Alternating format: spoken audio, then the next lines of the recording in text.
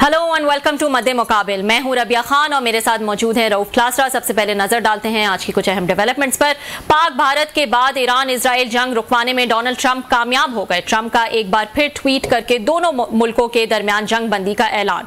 मशरिक़ वस्ता में अमरीकी अड्डों पर मिसाइल हमलों के बाद अचानक ईरान इजराइल कैसे जंग बंदी पर राजी हो गए? किन ममालिक और शख्सियात ने सीज फायर के लिए बैकडोर किरदार अदा किया? 12 रोजा जंग में दोनों ममालिक ने क्या खोया क्या पाया? सऊदी अरब, रूस, चीन, कतर का जंग बंदी का खैर मकदम। मशरिक़ वस्ता की सिक्योरिटी सूरत हाल पर बात करने के लिए हमारे साथ मौजूद होंगे सीनियर दिफाई तज्ज़ियाकार कामरान यूसुफ साहब। इसके अलावा डोनाल्ड ट्रंप को नोबेल इनाम के लिए नामजद करने पर हुकूमत को तनकीद का सामना। JUI ने हुकूमत से सदर ट्रंप के नाम की नोबेल इनाम के लिए की गई सिफारिश वापस लेने का मुतालबा करते हुए करारदाद सेनेट में जमा करवा दी। डोनाल्ड ट्रंप एक और सीज फायर करवा दी। हुकूमत पाकिस्तान की तरफ से डोनाल्ड ट्रंप की नोबेल इनाम के लिए नामजदगी दुरुस्त फैसला था या नहीं, इस पर भी हम तफसीली गुफ्तगू करेंगे। लेकिन इस वक्त जो है वो मशरिक़ वस्ता में क्या चल रहा है, ईरान इजराइल जंग की सीज फायर के बाद क्या सूरत हाल है, इस पर हम बात कर लेते हैं। हमारे साथ सीनियर सहाफ़ी और दिफाई तज्ज़ियाकार कामरान यूसुफ साहब मौजूद हैं। अस्सलाम वालेकुम कामरान साहब, बहुत शुक्रिया हमें ज्वाइन करने के लिए। जी बहुत शुक्रिया। अस्सलाम वालेकुम। कामरान साहब, जरा बताइएगा कि पिछले 72 घंटों में जो भी हुआ, यूएस का ईरान पर अटैक करना, उनकी जो जौहरी तंसीबात हैं उन पर अटैक करना, फिर ईरान का कतर में यूएस बेसिस, कतर इराक में यूएस बेसिस पर अटैक करना और फिर अचानक सीज फायर हो जाना, क्या ये सब इन तीनों फरीकैन के लिए सिर्फ एक फेस सेविंग ही था?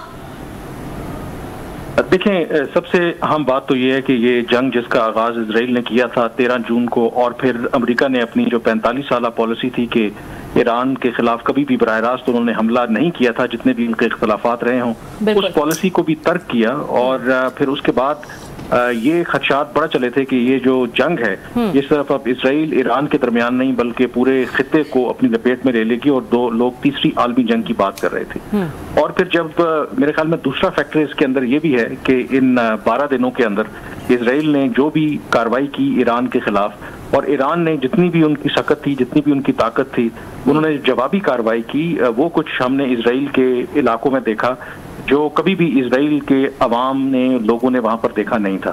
और ये बात आई थिंक बड़ी अहम थी कि बावजूद नुकसानात के उनकी मिलिट्री लीडरशिप को असैसिनेट किया गया, साइंटिस्ट उनके इसमें मारे गए, येट जो ईरान है वो इस लड़ाई में कोशिश करता रहा कि वो इक्वली इसराइल को जवाब दे। तो फिर आई थिंक जो सिचुएशन है, और उसमें आई थिंक जो एक क्रिटिकल फैक्टर है जो रोल प्ले किया उसने, कि जब अमेरिकी सदर ट्रंप ने मंजूरी दी कि ईरान के जो 3 न्यूक्लियर साइट्स हैं उनके ऊपर उन्होंने हमले किए, तो खुद अमेरिका के अंदर से आवाजें उठना शुरू हो गई।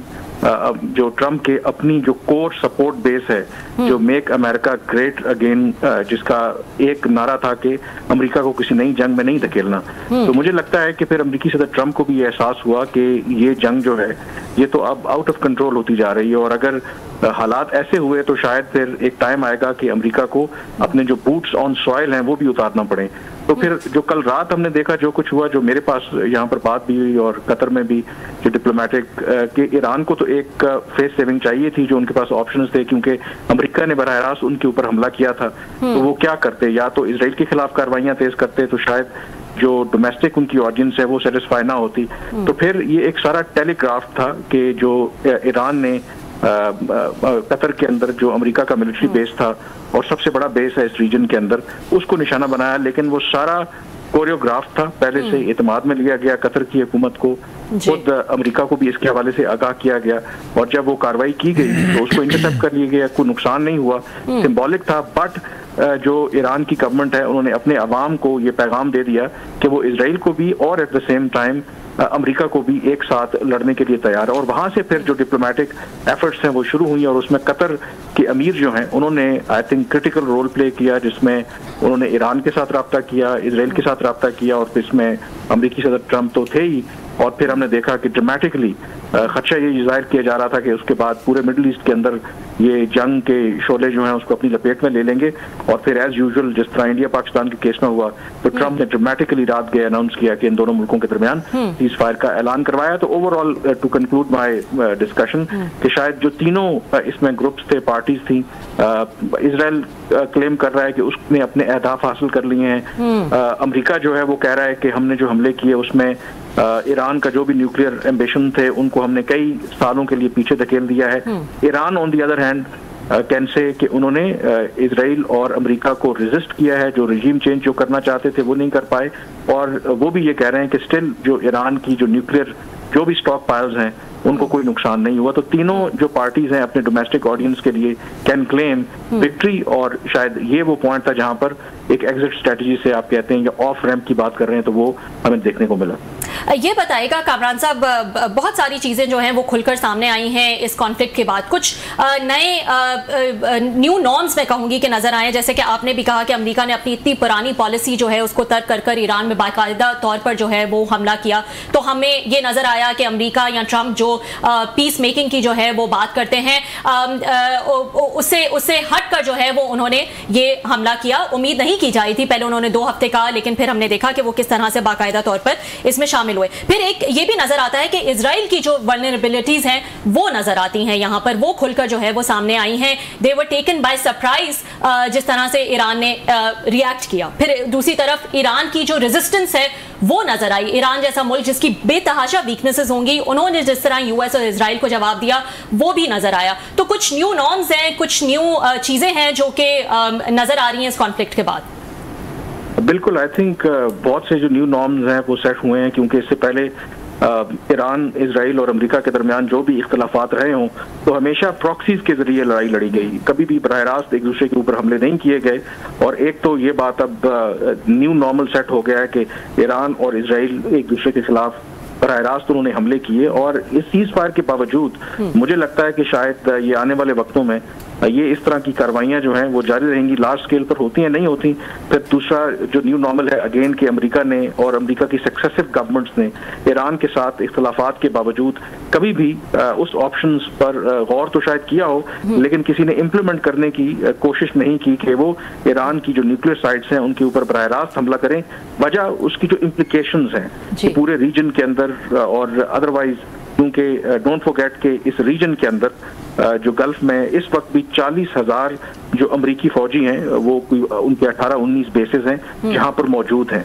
और अमेरिका में इसी बात पर डिबेट हो रही थी कि इस एक हमले की वजह से वहां पर जो मेगा जो उनके सपोर्टर्स हैं ट्रंप के, कि उन्होंने पूरी जो अमेरिकन मिलिट्री के लोग हैं उनके जो इंटरेस्ट हैं गल्फ के अंदर उनको एट रिस्क डाल दिया है। इस वजह से भी वहां पर दबाव था, क्योंकि अमेरिका में वहां पर एक भी जो बॉडी बैग है it means a lot for them, और वहां पर एक बॉडी बैग और उसकी वजह से जो रिपब्लिकन्स और डेमोक्रेट्स वगैरह अपने इलेक्शंस तक हार जाते हैं।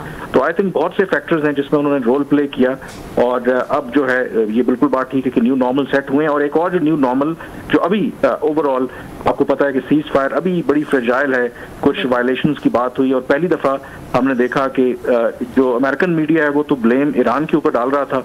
जब अमेरिकी सदर ट्रंप से सवाल भी हुआ, नेटो समिट के लिए वो जा रहे थे, तो उन्होंने कहा कि ईरान की गलती नहीं है, उनसे तो बाय मिस्टेक शायद कोई मिसाइल उन्होंने मारा है सीज फायर के बाद। वो बहुत नाखुश हैं इस वक्त इसराइल से, और जिस तरीके की उन्होंने जुबान भी इस्तेमाल की है, मॉडर्न अमेरिकन हिस्ट्री में कभी किसी अमेरिकन प्रेसिडेंट को नहीं देखा गया कि जो इसराइल के हवाले से इतना उन्होंने गुस्सा दिखाया हो, इतना एंगर दिखाया हो। तो ये भी एक न्यू नॉर्मल है कि कोई अमेरिकी प्रेसिडेंट जो है वो इस तरीके से खुलकर जो इसराइल है, इसराइल का प्राइम मिनिस्टर है, उसके ऊपर तनकीद कर रहा है। बिल्कुल जी जी कामरान, बहुत शुक्रिया आपका, आपने बड़ा तफसील से सारी चीज़ें बताई। मैं यहीं से पिक करूँगा जो आपने भी बात की है कि सीज़ फायर तो वो इस वक्त जैसे आपने कहा कि इंतहाई कमज़ोर है, एक दूसरे पर हमले जारी हैं उनके, और फिर ट्रंप साहब के आपने हवाला दिया। क्या ट्रंप साहब ये समझते हैं जिस तरीके से कहा उन्होंने कहा मैं इसराइल से बड़ा डिसअपॉइंटेड हूँ, और भी उन्होंने कुछ एक लफ्ज़ ऐसे कहे हैं कि अमेरिकन प्रेस में आवाम में ये है कि जो काम या नेतन्याहू जो है पिछले 4 प्रेसिडेंट से नहीं ले सका यूएसए से कि ईरान पे हमला करे या इसराइल की वार से वो वार को जैन करें, तो नेतन्याहू ने बड़ा स्मार्टली एक उस प्रेसिडेंट को इस्तेमाल कर लिया है जो कि एंटी वार था।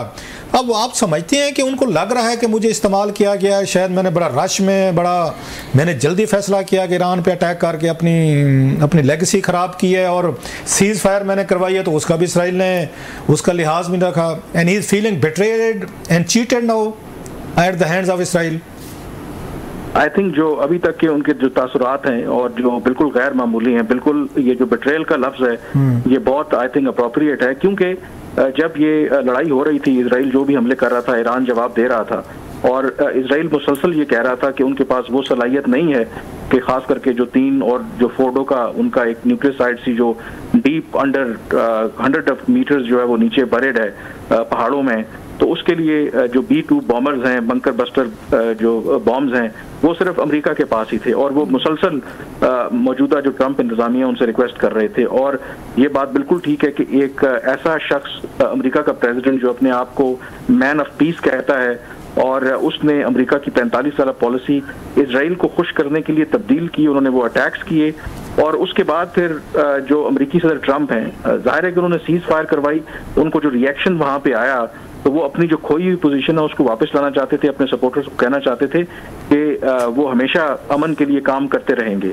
और क्योंकि मेरा ख्याल है कि एक तरफ तो इसराइल के लिए अमेरिकी सदर ट्रंप ने ये कुछ किया, फिर जब सीज फायर हुई तो उनकी यही एक्सपेक्टेशन है कि जो मौजूदा इजरायली गवर्नमेंट है वो उसको ऑनर करेगी, क्योंकि अगर अमेरिका ने उनका साथ दिया है तो अब ये उनका फर्ज बनता है कि वो अमेरिकी सदर का भी साथ दें। यहाँ पर आई थिंक जो नेतन्याहू हैं वो थोड़ा सा गड़बड़ कर रहे हैं, हाई स्टेक गेम खेल रहे हैं। और ये मैं आपको बता दूं कि आई थिंक सारे लोग कहते भी हैं कि ये ट्रंप जो है ये सदर नहीं है, ये किंग है, और जो किंग होता है, बादशाह होता है, उसको अगर उसकी प्राइड को आप हर्ट करेंगे तो वो आपको ज्यादा नुकसान पहुंचाएगा। और एक तरफ अमेरिका के अगर कोर इंटरेस्ट है, कोर इंटरेस्ट में इसराइल को हमेशा सपोर्ट करना है, लेकिन दूसरी तरफ अगर ट्रंप की जो जात आ जाएगी, अगर आप उसको हर्ट करेंगे तो वो फिर उसका बदला जरूर लेंगे। और ये ग्लिम्स जो है हमें देखने को मिला है और अब देखते हैं कि नेतन्याहू का क्या रिएक्शन हुआ। जो मेरी अपनी रीडिंग है, आई डोंट थिंक सो कि वो नेतन्याहू की इतनी सख्त है कि वो ट्रंप को रेजिस्ट करेंगे। उन्होंने रेजिस्ट किया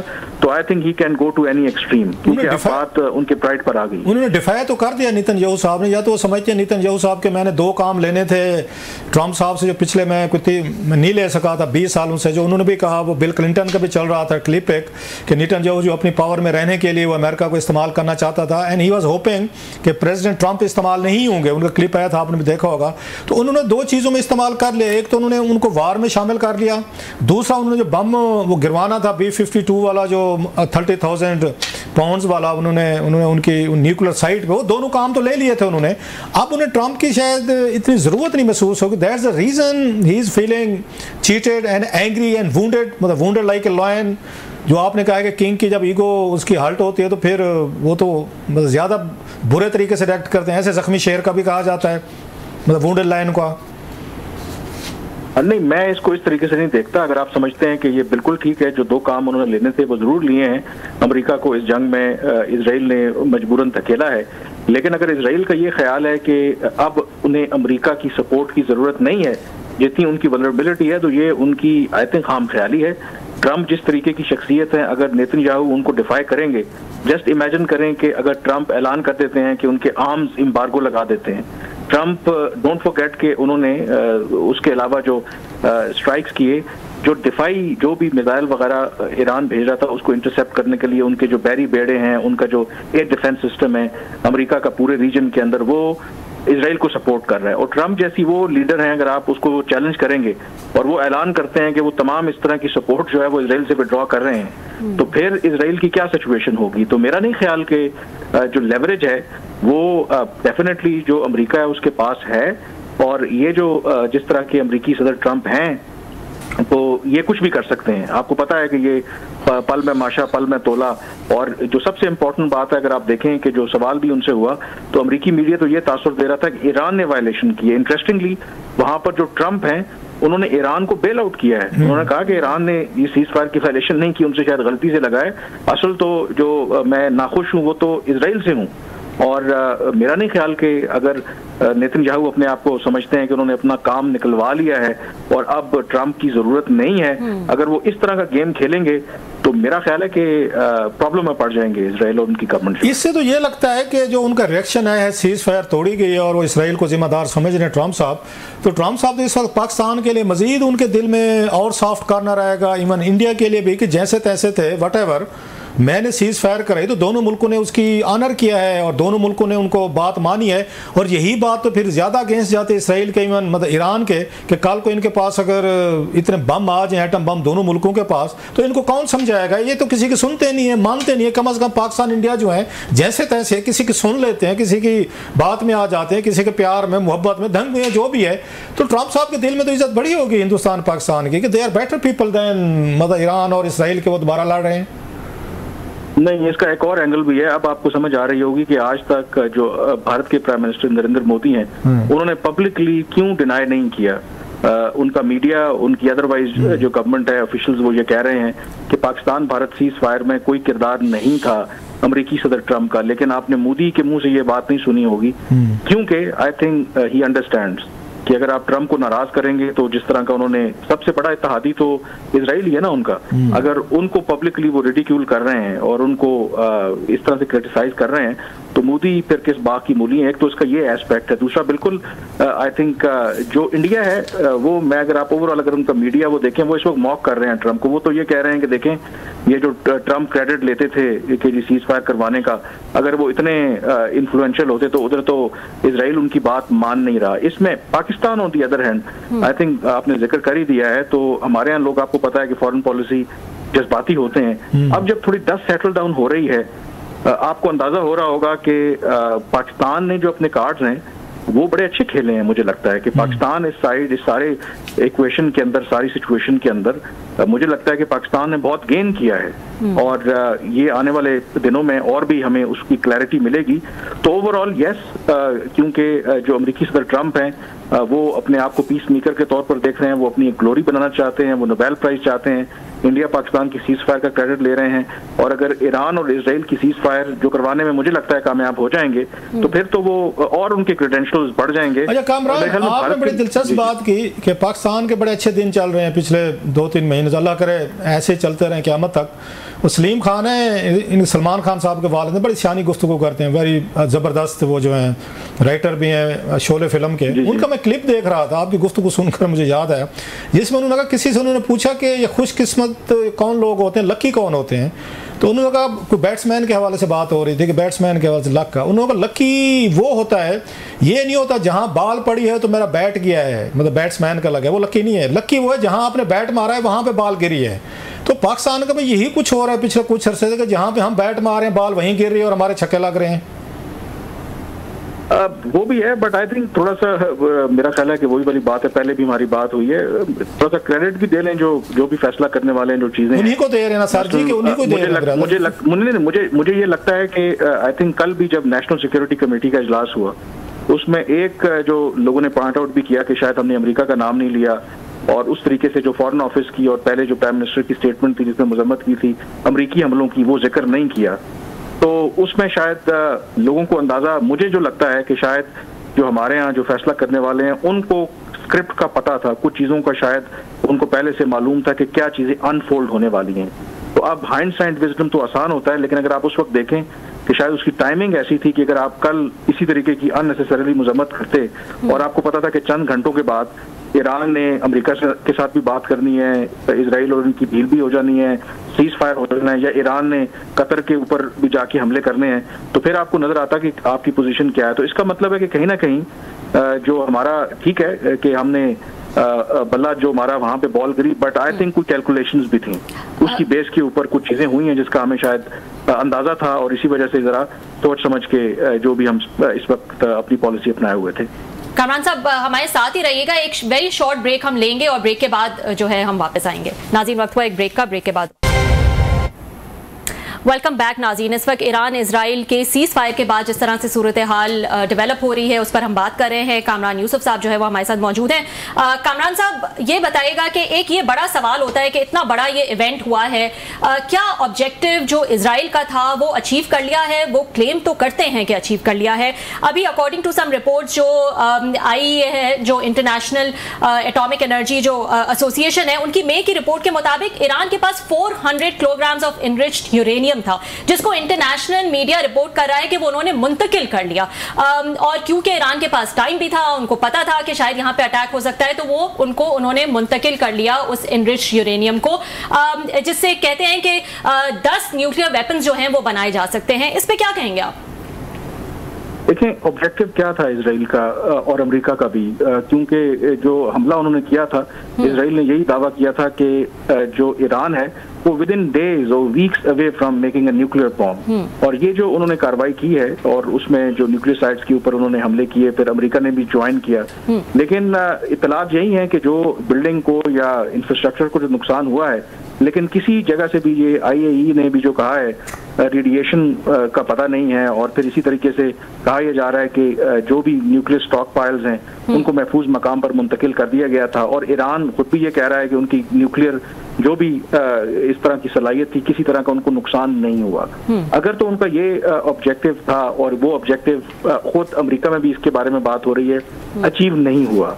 और दूसरा, बिल्कुल अगर उन्होंने किसी हद तक जो उनकी एयर डिफेंस सिस्टम है उसको अगर तबाह किया, उनका जो बैलिस्टिक मिसाइल प्रोग्राम के जो भी मैन्युफैक्चरिंग जगह हैं, या फिर बाकी जो नुकसानात अगर उन्होंने पहुंचाए हैं, बट मेन मुझे लगता है कि इजराइल का जो इसमें ऑब्जेक्टिव था, अमेरिका को बड़ी जंग के लिए ट्रैक करना और फिर अल्टीमेटली रिजीम चेंज की तरफ जाना, और जो इजराइल की बालादस्ती है मिडिल ईस्ट के अंदर उसको एस्टैब्लिश करना था। बट क्या ये ऑब्जेक्टिव्स अचीव हुए हैं? ईरान कह रहा है कि उनकी न्यूक्लियर जो सलाहियत है वो आज भी मौजूद है, जो करंट जो रिजीम है वो भी अपनी जगह पे मौजूद है, और जो अगर मौजूद है तो इसका मतलब है कि इजराइल जो है वो नाकाम हुआ है, जो अपनी बालादस्ती वो करना चाहता था यहाँ पर कायम। तो ओवरऑल अगर आप देखें मटेरियल लॉसेस को अगर निकाल दें, अगर मटेरियल लॉसेस में देखें तो नुकसान ईरान का बहुत हुआ है। उनकी मिलिट्री लीडरशिप, उनके जो न्यूक्लियर साइंटिस्ट हैं, उनके इंफ्रास्ट्रक्चर को बहुत ज्यादा नुकसान हुआ है। लेकिन जो कोर उसके अंदर इशू है कि ईरान ने रेजिस्ट किया है और अपनी जगह, और कहा यह जाता है कि अगर सीज फायर होती है, जो भी उनकी सलाहियत थी उनको दोबारा बनाने में इतना वक्त नहीं लगेगा और बाकी जो काम करने में इतना टाइम नहीं लगेगा। तो लूज एक्चुअली अगर आप देखा जाए तो इजराइल ने किया है कि इजराइल में कभी भी पहले इस तरीके से डीप अंदर जाकर उनके मिसाइल हिट नहीं हुए थे, अब वो वहां पर हिट हुए हैं, और उससे एक मिथ भी चैलेंज हो गई है। तो बिल्कुल जी, इजराइल इनविंसिबल है। अच्छा कमरान, ये एक लेवरेज होती थी इजराइल के पास, इवन अमेरिका के पास, जिसको उन्होंने यूज़ किया है 20-30 साल 40 साल से ज़्यादा, कि जनाब आप एटॉमिक प्रोग्राम आप परसू कर रहे हैं तो हम किसी वक्त हमला कर देंगे, किसी वक्त तबाह कर देंगे, आपकी न्यूक्लियर साइट्स को कर देंगे, ईरान को बम कर देंगे। एक पर थ्रेट थी जिसको उन्होंने बड़ा सक्सेसफुली यूज़ किया, मुज़ाकरात भी होते रहे, अभी मस्कत में रिसेंटली हुए। अब तो वो लेवरेज ही ख़त्म हो गया है, वो तो थ्रेट ही ख़त्म हो गया, हमला करके भी देख लिया, बम गिरा के भी देख लिया, ईरान कहते अभी भी हमारे पास है। तो ईरान तो नेक्स्ट टाइम वो तो इनकी बुली में या इनकी थ्रेट में वो नहीं आने वाला ना। वो जो इनके पास एक बार्गेनिंग पोजीशन थी, जो खौफ था, डर था, वो तो उतार दिया। फिर अब क्या करेंगे? ईरान के खिलाफ सैंक्शन ही लगाते रहेंगे, और तो कोई ऑप्शन नहीं बच गया। जंग भी करके देख ली, बम भी गिरा के देख लिया, सब कुछ करके देख लिया, व्हाट नेक्स्ट? देखें, ये एग्जैक्टली इसमें आपको सिमिलैरिटी नजर आती है जो इंडिया ने गलती की थी पाकिस्तान के ऊपर हमला करके, क्योंकि कहते हैं कि ताकतवर अगर आप अपने आप को समझते हैं तो ताकतवर के पास जो छड़ी होती है वो चलाने के लिए नहीं होती, डराने के लिए होती है। लेकिन अगर वो छड़ी का इस्तेमाल करता है तो फिर जो चोट है वो निशाने पर लगनी चाहिए। लेकिन अगर वो छड़ी मारते हुए निशाना मिस हो जाएगा तो इसका मतलब है कि जिसको आप डरा रहे थे उसको लगेगा ये तो मैं वैसे ही इससे डर रहा था, ये तो छड़ी इसकी निशाना लग ही नहीं सकता।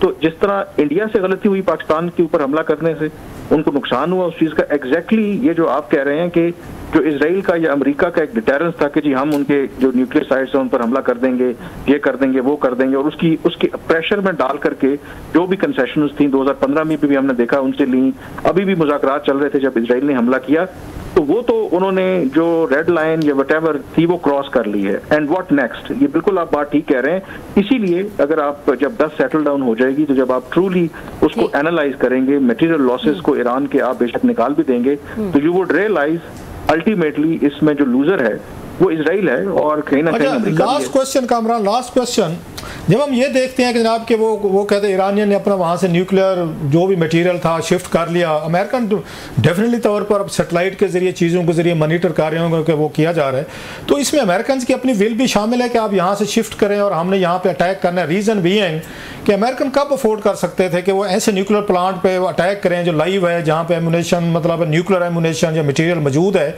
और वो बम करें तो वहाँ से जो रेडिएशन होनी थी, तापकारी होनी थी, वो तो एक और हिरोशिमा नागासाकी की तरह वो तो पूरा मिडल ईस्ट को अफेक्ट करती, पूरी दुनिया को करती। सो अमेरिकन ने भी उनको कन्वे किया था कि अपना मटेरियल हटाएं, we have to bomb you. जैसे इन्होंने ईरानियन ने बताया अमेरिकन को जी हम कतर में मारने वाले हैं, आप जरा अड्डा शड्डा खाली कर दें, क्योंकि अमेरिकन अगर करते तो ये तो उनके गले में तीसरा एटम बम पड़ना था कि आपने बम किया जिससे तापकारी हुई, पूरी दुनिया खतरे में की है। So there is a broader understanding कि आप निकालें हम बम मार रहे हैं।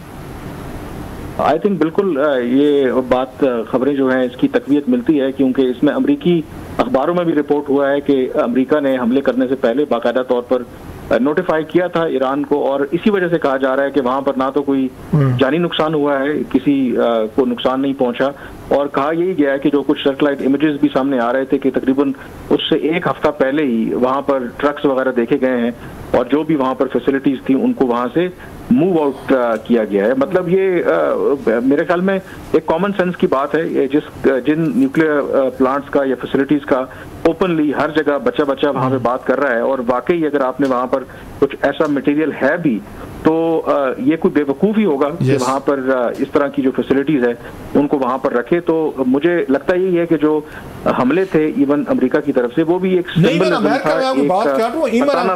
इवन अमेरिकन ये ब्लंडर ना मारते कि वो तो एक और हिरोशिमा नागासाकी की तरह लाखों लोग मारे जाते कि वो तापकारी पूरे मिडल ईस्ट को अफेक्ट करती, पूरी दुनिया को करती, वहां बम पड़े 60% वो पड़े हुए। जी उसमें एक जो मैं पॉइंट अगर ऐड कर दूं ना, कि एक तो उसमें सिंबलिज्म थी कि अमेरिका ने ये बताने की कोशिश की कि उनके पास ऐसी सलाहियत है, ऐसी पावर है कि अभी भी वो मिलिट्री की जो दुनिया की जो फौजी या मिलिट्री में सबसे नंबर 1 है। अगर आप उनके बयानात देखें तो एक मकसद ईरान को तो उन्होंने सिंबॉलिकली किया, पर दूसरा उसका मकसद जो था वो शो ऑफ भी करना था। जो B-2 उनके जहाज हैं, जो उनके बंकर बस्टर जो बम हैं, उसमें अगर आप अमेरिकी सदर के बयानात देखें तो वो जो उनके बाकी एडवर्सरीज हैं मसलन चीन और रशिया है, उनको भी उन्होंने बताने की कोशिश की कि अमेरिका जो है वो डिक्लाइनिंग पावर नहीं है। आज भी दुनिया में कोई और ताकत मिलिटरीली अगर आप बात करें तो उनका मुकाबला नहीं कर सकते। तो उसके कई ऑब्जेक्टिव्स थे, तो ये बात आई थिंक बिल्कुल ठीक है कि वो जो कार्रवाई की गई वो सिर्फ एक सिंबलिज्म था, इन रियलिटी उसमें कुछ सब्सटेंस नहीं था। सही, बहुत बहुत शुक्रिया, thank you so much Kamran साहब फॉर ज्वाइनिंग अस। नाज़रीन एक ब्रेक ले लेते हैं, ब्रेक के बाद कुछ मजीद खबरें डिस्कस करेंगे। वेलकम बैक नाजरीन। जो हमला यूएस ने किया ईरान की जो न्यूक्लियर तंसीबात हैं उन पर, उससे चंद घंटे पहले ही क्लासरा साहब हुकूमत पाकिस्तान ने जो है वो नामजद किया था डोनाल्ड ट्रंप को फॉर नोबेल पीस प्राइज़। उस पर कुछ क्रिटिसिज्म भी आया, कुछ लोगों ने उसको जस्टिफाई भी किया। अब हम देखते हैं कि मौलाना ने, JUI के मौलाना साहब ने जो है वो सदर ट्रंप के नाम ये जो नोबेल इनाम की सिफारिश गई थी उसको वापस लेने का मुतालबा किया है। उन्होंने एक करारदाद जो है वो सेनेट में जमा भी करवा दी है। क्या इंटरेस्टिंग सवाल है और बड़ी इंटरेस्टिंग डिबेट है, क्योंकि वही जो बात अभी कामरान साहब कह रहे हैं, बड़ी इमोशनल कौम है हम। बाज़ अब अपने मुल्क के इंटरेस्ट पे हम दूसरे मुल्कों के इंटरेस्ट को प्रेफर करते हैं और बाद में रोते भी हैं और ब्लेम करते हैं अपने हुक्मरानों को कि देख हमें कहाँ फंसा दिया। मैं एक मिसाल दूं आपको, अफगानिस्तान बड़ी क्लासिक एग्जांपल है। उस वक्त तमाम के तमाम तबकात जो थे, मतलब उसमें 80s में सारे शामिल खड़े थे। अफगान हमारे भाई हैं, हमारे मुजाहिद हैं, हमारे नेक्स्ट नेबर हैं, हिस्टोरिकल ताल्लुकात हैं, मुसलमान और बड़ा बला बला। आज क्या रहा है उसके बारे में कि हम किसी तीसरे की जान में क्यों घुस गए थे, हमारा क्या बनता था, हमारा क्या लेना देना था, हमने क्यों उनको उनके गॉडफादर बन गए, हमारा क्यों हमने जाके जंगें लड़ी। ये तो हमारी जंग ही नहीं थी, ये तो अमेरिका की जंग थी, यूरोप की जंग थी। आज तक वो पूरी एस्टेब्लिशमेंट भुगत रही है कि जनाब आप लोगों ने लड़ाई करी, आप लोगों गए और आपने सारा मुल्क तबाह करवा लिया, 30 साल आपको जाने नहीं चाहिए था। हर दानिशवर मेरे जैसा ये बात करता है। अगर आप हमारी एस्टेब्लिशमेंट ने कुछ सबक सीखे हैं कि हमें किसी और की जंग में नहीं घुसना, लिप सर्विस करनी जैसे दुनिया के सारे मुल्क करते हैं, तो भी कौम नाराज है कि आप मतलब ईरान की जंग में शामिल क्यों नहीं हुए। क्या पाकिस्तान अफोर्ड कर सकता था ईरान की जंग में शामिल होना? या मतलब अमेरिका के खिलाफ लड़ना, जरा थोड़ी अक्ल की बात करते हैं। कल को इन तमाम अवाम ने जो तनकीद कर रही है ना, कल को इसे फिर पड़ जाना था। आपको क्या पड़ी थी? आप तो ईरान की जंग में घुस गए थे, आप अक्लमंद नहीं थे, आपने पैसे लेने थे, आपने डॉलर लेने थे, फलां लेने थे। आपको अगर वो समझदारी अक्ल कर रही है हमारी एस्टेब्लिशमेंट की, हाँ हमारी सपोर्ट है, मतलब और क्या करते हैं। जनाब से मुनीर साहब जो है 2 घंटे उनकी मुलाकात हुई है, उन्होंने मोस्ट ऑफ द टाइम उन्होंने वहाँ ईरान का केस पेश किया, वहाँ जो खाने पे जो उसकी उन्होंने तारीफ भी की है। उन्होंने ट्रम्प साहब ने जनाब ईरान का केस इन्होंने बेहतर में समझाया। इसके बाद पाकिस्तान ने कंडमनेशन की है इतने बड़े, हालांकि इस वक्त ट्रम्प साहब को और हमारा जो है दरमियान में से सुई नहीं गुजर रही, इसके बावजूद की है उनको इसराइल के खिलाफ कंडमनेशन की है। और जो भी हम मतलब उनको सपोर्ट दे सकते हैं दे रहे हैं ना, पार्लियामेंट की करारदाद हुई है। इतनी ही औकात है पाकिस्तान को, इसको कोई ऐसे ना समझे कि 4 सुपर पावर मिलकर एक पाकिस्तान बन गया है। अमेरिका भी हम है, चाइना भी हम है, यूरोप भी हम है, हम ही हम है। अपनी भगवान है, अपनी भगवान नहीं है, अपनी हम उसमें रहे, औकात में रहे, उसके मुताबिक मुल्क चलते होते, मफादात होते हैं। हमारा जो केस था वो था इंडिया पाकिस्तान के रिलेटेड। ट्रम्प साहब ने उसमें जो रोल अदा किया उसका हमें फायदा हुआ। ट्रम्प साहब अब जो भी गुफ्तगू कर रहे हैं उसका फायदा हो रहा है। एक उनका लफ्ज कहा हुआ हमारे बारे में, जो आज उन्होंने इसराइल के बारे में अल्फाज कहे हैं, ये 4 पाकिस्तान के बारे में कह देते अब कहाँ खड़े होते। सो ये जज्बातियत बड़ी अच्छी चीज होती है। आम आदमी को जज्बाती करना तो पहाड़ पे बांस पे चढ़ जाते होते, फेयर इनफ। सो उन हालात में जो फैसला किया गया पाकिस्तान के मफाद में है। हमारे इंडियन दोस्त जो है सबसे ज्यादा नाराज है ट्रम्प साहब से, क्योंकि ट्रम्प साहब पाकिस्तान के हक में बात कर रहे हैं। अगर वो इंडिया के नैरेटिव के साथ खड़े हो जाते कि हाँ जी पाकिस्तान दहशतगर्दी कर रहा है, तो कहां पे जाना था हमने भाई साहब? कोई थोड़ी सी समझ बूझ होती है। ये मौलाना साहब पे आ जाते हैं।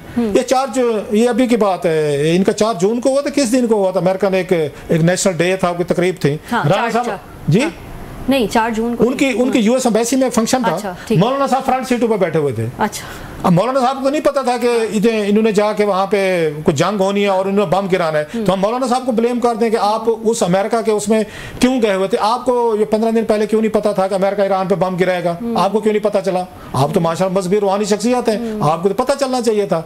तो मौलाना कहेगा भाई मुझे क्या पता था कि जनाब कि मैं तो 4 को गया हुआ था, 4 जून को बैठा हुआ था वहाँ पे अमेरिकन एम्बेसी के फंक्शन में। अगर तस्वीर है तो ये राना साहब दिखाएं जरा जहाँ पे बैठे थे मौलाना साहब। तो मौलाना साहब को नहीं ब्लेम किया जा सकता कि 10-15 दिन बाद क्या होगा। सेम पाकिस्तान को नहीं ब्लेम किया जा सकता जनाब कि हमने उसकी इसराइल और ईरान के बैकग्राउंड में वार में उनको नोबेल पीस के लिए रिकमेंड नहीं किया था। हमने पाकिस्तान इंडिया के लिए किया था और हमारे इंटरेस्ट में था।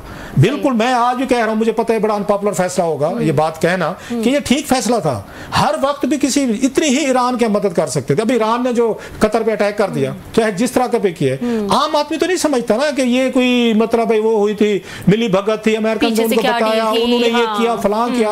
अब जो वहां पे कतर के लोग बेचारे खौफजदा थे, भाग रहे थे, सऊदी अरब ने कंडमनेशन किए, पूरे मिडल ईस्ट में एक हंगामा बाज गया। पाकिस्तान अफोर्ड कर सकता है कि आपके सऊदी अरब में, यूएई में, कतर में इस वक्त लाखों पाकिस्तानी ओवरसीज बैठा हुआ है। आप अफोर्ड कर सकते हैं कि आप कहने ईरान ने ठीक किया अटैक किया के कतर पे, फिर या सऊदी अरब के साथ जंग शुरू हो जाए खुदा ना खास्ता। तो कोई थोड़ी सी अक्ल को हाथ हमें भी मारना चाहिए। मौलाना साहब से मदद के साथ, समझदार आदमी, जीरक आदमी है। एंटी अमेरिकन वोट लेना ही हर वक्त नहीं होता, हमेशा एंटी अमेरिकन वोट लिया मौलाना साहब ने। फिर एंटी अमेरिकन हैं तो अमेरिकन एम्बेसी में आप क्या कर रहे थे? वहां पे क्यों गए हुए थे? वो तो मतलब फिर उसके इसराइल और गजा में जो बम्बिंग हो रही है वहां भी तो अमेरिकन को ब्लेम किया जा सकता है ना, उन्होंने नहीं रोका इसराइल को। तो वो तो चल रही है 2 साल से। तो मौलाना साहब को तो स्टैंड लेना चाहिए था, मैं ऐसे मुल्क एम्बेसी में नहीं जाऊंगा जो उसके इजराइल के साथ खड़े हुए। लेकिन आपको लगता है ये टाइमिंग हमें उल्टी पड़ गई थोड़ी? कोई मैं नहीं समझना, फिर कह रहा हूँ इसमें हमारा कोई वही मौलाना साहब वाला बात में हवाला दूंगा। 4 जून को अगर वो अमेरिकन एम्बेसी के फंक्शन में बैठे थे तो मौलाना साहब को तो कोई पता नहीं था कि 10 दिन बाद वो फ्यूचर तो नहीं प्रेडिक्ट किया कोई नहीं कर सकता ना। तो आप नहीं कर सकते। अभी जो उन्होंने अटैक किया, मैं फिर कह रहा हूँ, ईरान ने जो सिंपैथी थी ईरान के साथ मुस्लिम वर्ल्ड में, पूरे मिडल ईस्ट में, उन्होंने वहां पे 4-5 ठोक दिए, उन्होंने 14 के करीब मिसाइल ठोक दिए, चाहे बता के ठोके। आम आदमी को नहीं पता, वो माल में रोड भाग रहे हैं। पाकिस्तान के interest, yes we are with the Iranians people and the state everything, सारा दिल हमदर्द उन्हीं के साथ है। लेकिन कुछ थोड़ी सी मेहरबानी अपने मुल्क के लिए भी कर लें। मतलब काल को फिर कहेंगे अफगानिस्तान की तरफ घुस गए थे, आपका क्या बनता था फलां का, फिर कहते ईरान की जंग में आप क्यों घुस गए थे। सो अपने घोड़े और तलवारें जरा ये छाऊं पे बांधे, हर बात पे भी अपने मुल्क में ना पड़ जाया करें कि हम बड़े बुरे हैं, हमने फलां मुल्क की मदद नहीं की। अपनी औकात से ज्यादा जाके ईरान की मदद की है, कंडमनेशन की है अमेरिका की। आसान काम नहीं था, इंडिया ने नहीं की, ईरान का दोस्त था। बिल्कुल, और ये बैलेंस रखना इस टाइम पे आसान नहीं था, इस तरह का आसान नहीं था। खुदा के लिए थोड़ा सा को घोड़ा छाऊं पे बांधे। ठीक है, ठीक है, ठीक है। इसी पॉइंट पे नाजरीन जो है आज का प्रोग्राम खत्म करते हैं। कल आपसे फिर मुलाकात हो।